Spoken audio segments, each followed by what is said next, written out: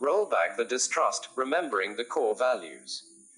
Societal relations are fragile and need constant nursing. Social peace is a prerequisite for progress. Sanity, said a line in an old movie, exists in every contract. It is so in every social compact that precedes the establishment of any society or social grouping. One is reminded of it by recent reports of expressions of hostility and downright hatred by a section of our people against another.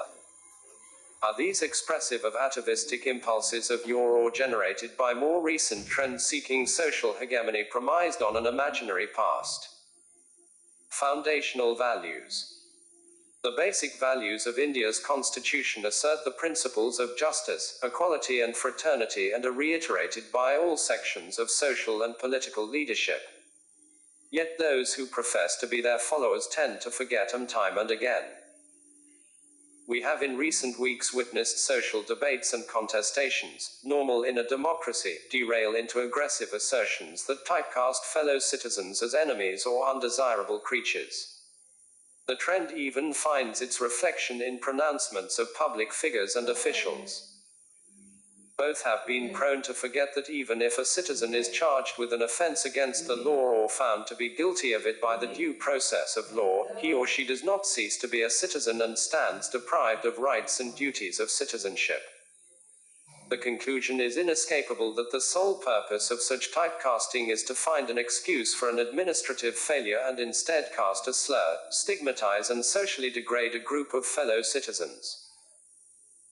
The trend is so pervasive that it finds expression in sections of our citizens living in foreign lands. It is so aggressive that it offends local sentiments and norms of behavior, so alarming that it has invited reaction from otherwise friendly local hosts and compelled our authorities, belatedly, to state the official position at the highest level. This ailment of the mind is being reflected in the discharge of normal duties by officials at different levels and is alarming enough to induce a group of 100 of our most eminent former civil servants to appeal, recently, to state chief ministers to instruct all public functionaries to be particularly vigilant to prevent social boycott of any community in the state and to ensure that all the entitlements including medical and hospital care, rations and financial assistance are available equally to all those in need. Why is this happening? What have we forgotten or disowned? The plurality of our society and its diversity is an existential reality. The imperative of coexistence and tolerance has been accepted down the ages. Sages and society leaders have reiterated it time and again. We need only to recall Swami Vivekananda's advocacy of religious pluralism to his vision of India being the junction of two great systems, Hinduism and Islam, having a Vedantic brain and Islamic body. Approach worth reiterating. This same approach in a more practical sense was reflected in the intercommunal unity appeal made in October 1923 by a group of Indians led by Lala Lajpat Rai, Mufti Kifayatullah, Swami Shraddhanand, Maulana Azad, Kasturba Gandhi and 95 others.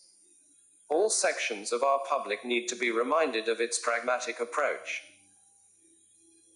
If any individual or group of individuals belonging to any community commits an act of violence against, or attacks the person, property or honor of women or places of worship, mandir, mosque, church or gurdwara, etc., of his neighbor or townsman or helps those who indulge in such misdeeds, he is, from the religious point of view, guilty of a great sin, and that it is the duty of co-religionists of such offenders to stand up and resist such miscreants and to protect those who are so attacked.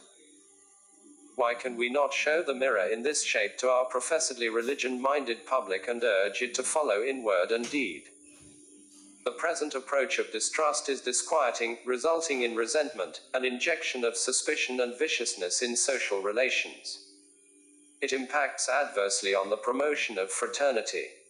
Is it serving any purpose, either of fighting the pandemic or of expediting the process of proceeding against those who may have transgressed the law?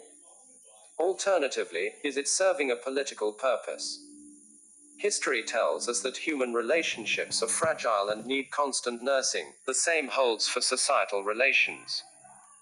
We have in our own times witnessed the fragmentation, even destruction, of societies elsewhere.